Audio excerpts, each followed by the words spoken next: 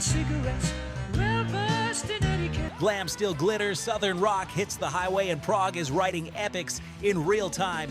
Tonight, we're counting down the 15 rock songs of 1974 we'll never forget. No repeats, no fillers, just the riffs, voices, and grooves that defined the year. You'll hear the Road Warrior pulse that made late-night radio explode, the glitter-sleek anthem that turned dance floors into guitar shrines, and the Southern fried sing-along that every bar band still chases. Our picks are locked to 1974 releases and impact, weighed by charts, cultural footprint, and staying power, so when we hit number one, you'll feel why it had to be there.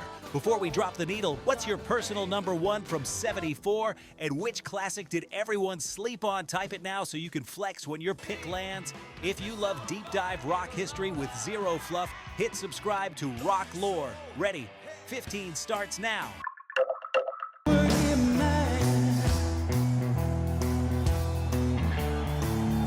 This one begins in the factory, ends in the clouds. Working Man is the sound of a young band grinding their way into identity. Heavy, patient, and built around a riff that feels like steel being pressed into shape.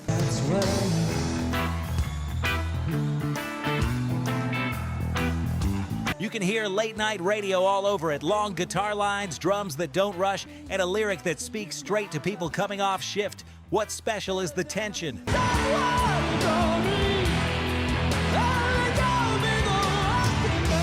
The verses keep their head down, but the guitar solos lift off like sparks from the welding torch.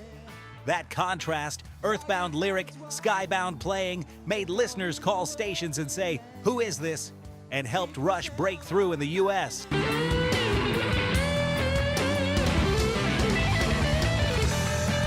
The song also quietly hints at the band's future, the precision of the rhythm section, the appetite for extended sections, the belief that rock can take its time and still hit hard. Hey, Rock Lore community. Before we continue, let's have a real talk for a second, bro. You know, this isn't just a channel to us. And I hope it's not just a place you come to watch a video and then forget about it. This is a community. It's a place where we get to dig up the secrets of rock and roll, share our favorite riffs, and celebrate the artists who maybe didn't get the love they deserved.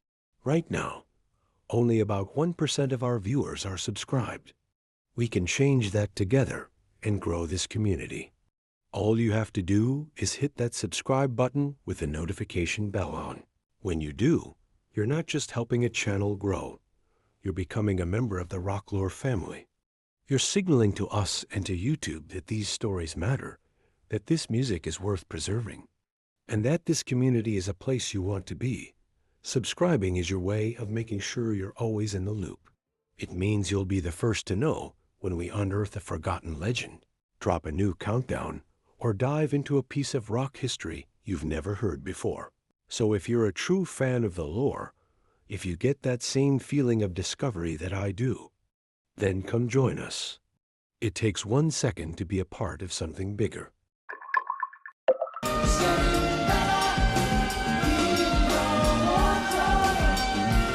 Imagine a prog band that has nothing to prove and everything to play with. That's Genesis here. Oddball storytelling, grooves that bounce instead of bulldoze, and a chorus so chantable it feels like a neighborhood secret.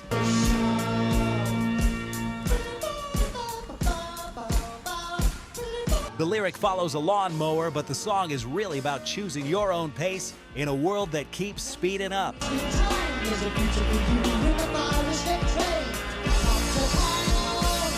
The arrangement is lean by Genesis standards, percussion that shuffles, guitar flickers like sunlight, and Peter Gabriel phrasing every line with theatrical wink. It matters because it shows how 1974 wasn't only about volume or speed.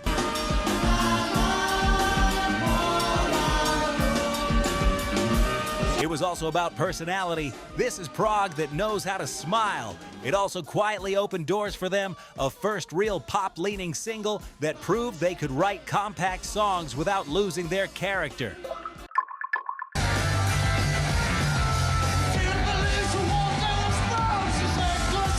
A new lineup, a new flame. Burn is the sound of a band relighting the furnace, double-tracked guitars that slice, a Hammond organ that growls like a second engine, and a rhythm section locked to a gallop.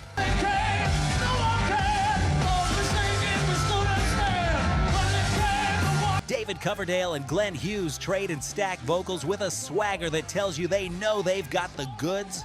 The title track opens the album like a curtain ripped away. No easing in, just ignition.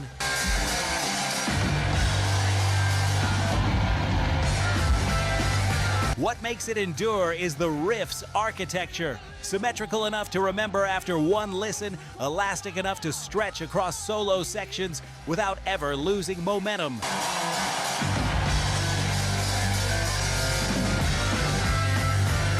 You can feel the stage lights in it, the call and response moments designed for arenas, the breaks engineered for a crowd roar. If Smoke on the Water is the riff everybody learns, Burn is the riff guitarists grow into.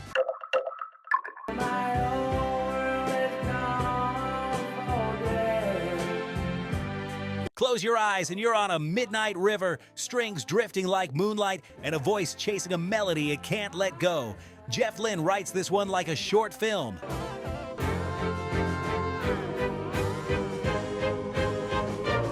Simple piano figure orchestra entering in waves, bass walking you forward. It's elegance without stiffness. The lyric feels like obsession reframed as beauty. I can't get it out of my head sounds like a complaint, but the music turns it into a love spell.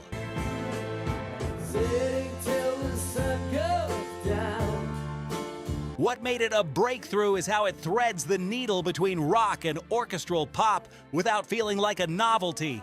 The rhythm never drags.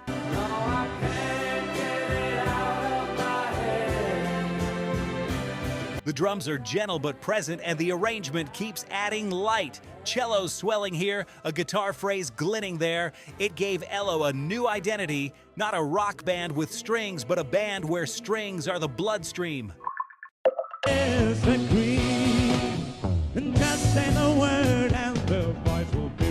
Playful title, sharp teeth. Bungle in the Jungle is Jethro Tull, proving they can write for radio without abandoning their knots and twists.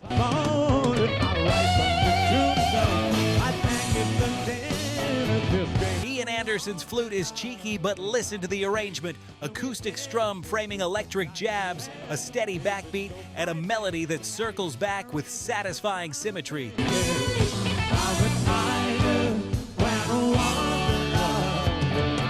The animal metaphors are fun on the surface, yet the bite comes from how the song mirrors human behavior, the way we posture, pounce, and preen. It's rock as parable, and the chorus lands like a grin you can hear.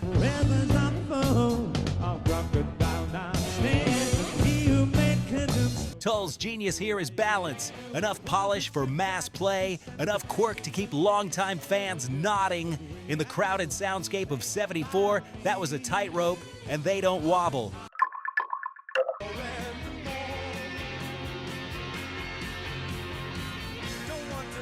Here's Glam after midnight, slick hair, sharp suit, and a guitar that refuses to behave.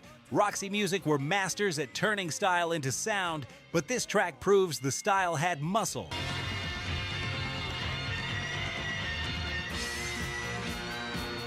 Brian Ferry croons with cool control, yet the band keeps pushing him forward. Drums that strut, bass that prowls, and Phil Manzanera's guitar taking quick, dramatic swerves like headlights cutting through city rain.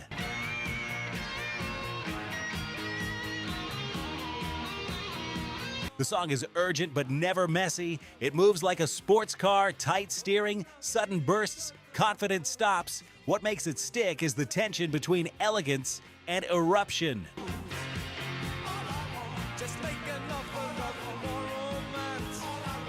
Ferry sings about longing with poise, then the band interrupts like desire bursting through the door. In 1974, when rock could go heavy or arty, Roxy showed you could be both and still write a chorus that hits on first listen. This is the sound of an idea grabbing your sleeve and pulling you into a brighter room. Dreamer is built on a nervous, sparkling keyboard figure that never sits still, like a mind sketching possibilities before breakfast.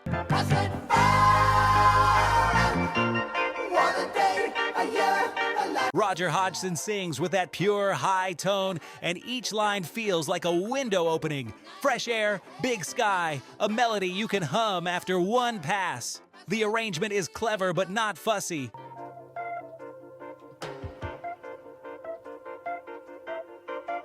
Wurlitzer jitters, quick vocal layers, drum accents that lift the corners of the chorus. It's art pop with real heart, which is why it aged so well. Coming to you now, there's not a lot I can do. The lyric celebrates the what if inside all of us, but there's also a bite, a challenge to wake up and actually build the world you imagine. Put simply, it's an anthem for anyone who thinks in pictures and plans in melodies.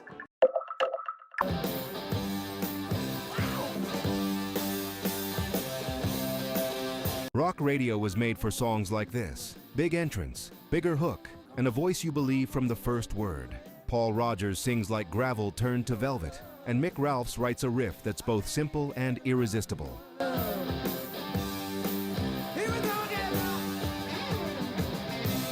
The secret is space. The band leaves pockets of air around the guitar and vocal, letting the groove breathe and hit harder. Each section arrives exactly when your ear wants it. Verse, riff turn, chorus, like a well-told story that never drags.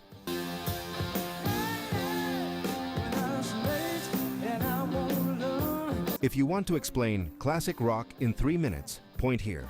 Drums steady as a heartbeat, bass glued to the kick, guitar lines that grin while they punch, and a chorus that lands like a satisfied smile.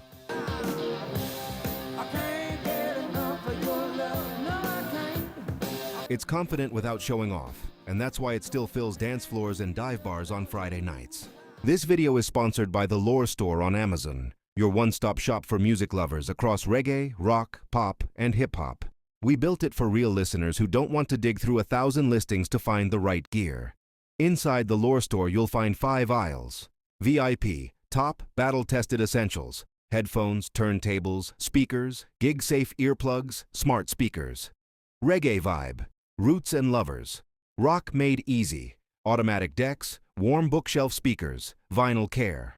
Rock lore, classic rock must-haves, open back cans, simple amps, living room concert vibes. Pop lore, feel-good everyday setups, clean, clear speakers, easy streaming, nostalgia-friendly picks. Hip-hop must-haves, punchy bass without the muddle, closed-back headphones and living room systems that handle low-end. Plus a rotating crate of old album vinyl if you're rebuilding a 60s-90s collection. Every product page tells you who it's for, 3 pros, 1 con, and why we picked it. So you can choose with confidence. Flying soon? Check. VIP for noise canceling that tames plane roar. Mostly listening at home? Try open-back headphones that let live albums breathe. Want instant gratification vinyl? Our fully automatic turntable is 1 button from silence to music. And the record cleaning kit knocks down crackle so the bass tightens up. Headed to shows? Grab high-fidelity earplugs. Hands-free at home? Our smart speaker picks let you say, play 70s reggae or classic pop, and you're there. Deal alert. If you use the link in the description, you'll land on our curated picks with current best available Amazon pricing and active discounts where applicable. Prices change, so buy now to lock in today's deal. Tap the link in the description, pick your aisle, grab a favorite, and tell me which category you want me to build next. The Lore Store. Listen better, with gear that gets out of the way and lets the music live.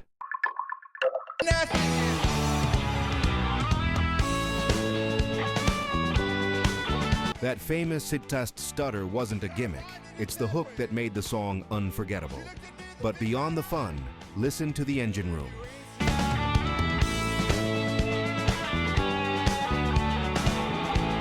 The groove is pure truck stop boogie, straight 4/4. Guitar chug on the downbeat, bass riding close, drums laying down a highway lane that never wobbles. The vocal sells mischief and momentum, and the chorus arrives like a billboard you can't miss. So I took what I could get. Yes, I took what I could get and then she looked at me. BTO took blues rock and shaved it into something you could chant with 1,000 strangers. It's brilliant crowdcraft, the kind of record DJs reach for when the temperature in the room needs to jump 10 degrees. Any lovers could love it. So I took what I could And while it's playful, it's also tight. The band doesn't waste a second. Every bar says, "We know exactly what you came for," and then gives you a little extra on the way out.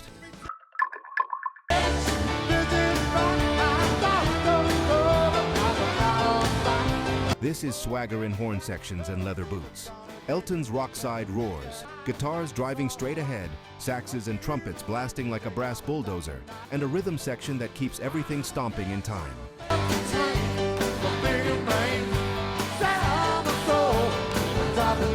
Bernie Taupin's lyric is a cheeky self-portrait, part warning, part celebration, and Elton sells it with grin and grit.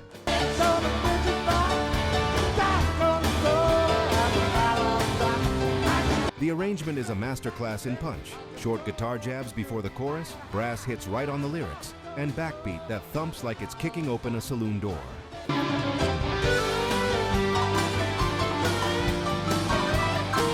It's a reminder that Elton wasn't just a ballad king in the mid-70s. He could step on stage, throw a wink, and blow the roof off. The track also nails a truth about rock and roll. Attitude matters, but it has to ride a groove that makes bodies move. This one does, instantly.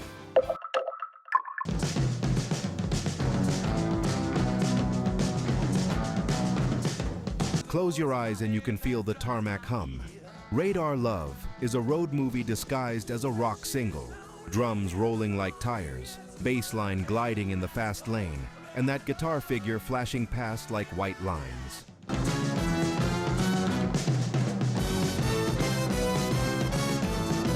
The lyric is simple and cinematic. A driver and a lover locked in signal. A story told through motion. What makes it timeless is the engineering. Here I go. And the line of cars drove down real slow. The groove isn't frantic. It's steady, hypnotic, a motoric pulse that lets the guitars and horns flare without losing traction. Each section feels like another mile marker. Verse, pre-chorus, that wide-open chorus where the windshield becomes a movie screen. And sang his same song. Oh, one more radar. You can hear how later highway anthems borrowed the template. Momentum first, fireworks second. It's the rare rock track that works in a club and on a midnight drive because it lives in the body before it even hits the brain.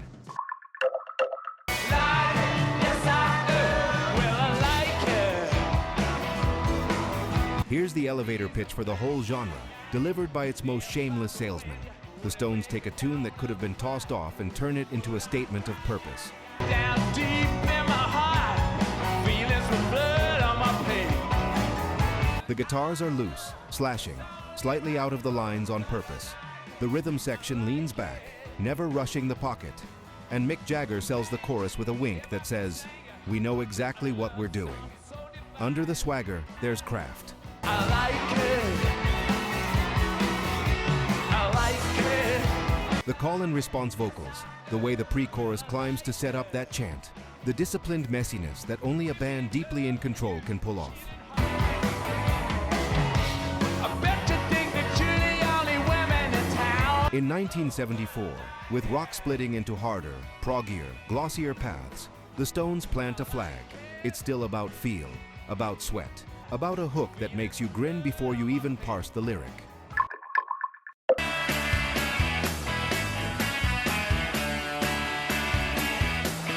The riff that launched 1,000 bedroom bands. Strike the strings and the identity of the song is instant. 2 bars and you're there.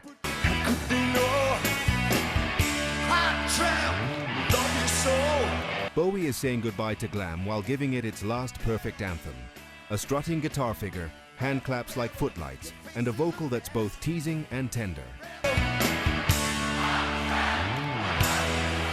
You bet! Lyrically, it's an embrace of the outsider that never lectures. It just lets the groove do the welcoming. The production is lean, no fat, no filler, so every element shines. That crunchy rhythm guitar, the half-sneered lead vocal, the melody that climbs just enough to feel like a small victory. Boy, girl. Hey, baby, it's alright. Rebel Rebel endures because it's a mirror. You hear it at 14 and think it's about you. You hear it at 40 and remember who you were. In a year crowded with big statements, Bowie writes the one that still fits in your pocket. Well, the sky was blue. There's a reason every cover band learns it, and every crowd knows when to clap. Sweet Home Alabama is built from elemental rock parts assembled with master carpenter precision. In Birmingham, they love the governor. Twin guitar intro that invites you in, a rhythm section that swings without dragging, and vocal lines that feel written for a porch sing-along. Where the sky was blue. Beyond the singability, listen to the guitar dialogue. Little call and response licks sprinkled between lines, harmony parts that lift the chorus, and a solo that talks without shouting. It's Southern rock at full clarity. Blues roots, country melody, bar band muscle.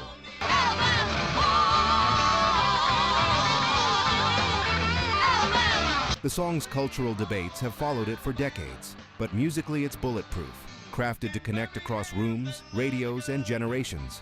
When that first lick lands, everyone seems to remember the same summer. Hey, Rocklore community. Before we continue, let's have a real talk for a second, bro. You know, this isn't just a channel to us.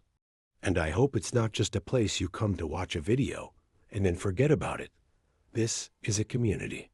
It's a place where we get to dig up the secrets of rock and roll, share our favorite riffs, and celebrate the artists who maybe didn't get the love they deserved. Right now, only about 1% of our viewers are subscribed. We can change that together and grow this community. All you have to do is hit that subscribe button with the notification bell on. When you do, you're not just helping a channel grow, you're becoming a member of the Rocklore family. You're signaling to us and to YouTube that these stories matter, that this music is worth preserving, and that this community is a place you want to be. Subscribing is your way of making sure you're always in the loop. It means you'll be the first to know when we unearth a forgotten legend, drop a new countdown, or dive into a piece of rock history you've never heard before. So if you're a true fan of the lore, if you get that same feeling of discovery that I do, then come join us. It takes 1 second to be a part of something bigger.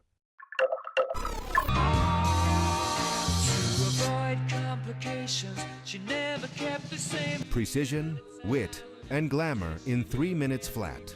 Killer Queen is the moment Queen perfect their balance. Brian May's guitar orchestration sparkling like chandeliers.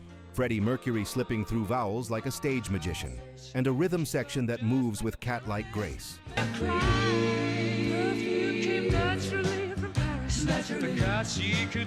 The arrangement is a joy to map. Close harmony stacks that bloom and vanish, guitar solos that sing like voices, and chord turns that surprise without ever feeling complex for complexity's sake. She's a killer queen, gunpowder gelatine, dynamite with a... Lyrically, it's a character sketch worthy of a short story. Decadent, playful, slightly dangerous, and Freddie delivers it with a smile you can hear. The genius is how the song welcomes everyone in. Rock fans get the bite, pop fans get the gloss, musicians get the craft.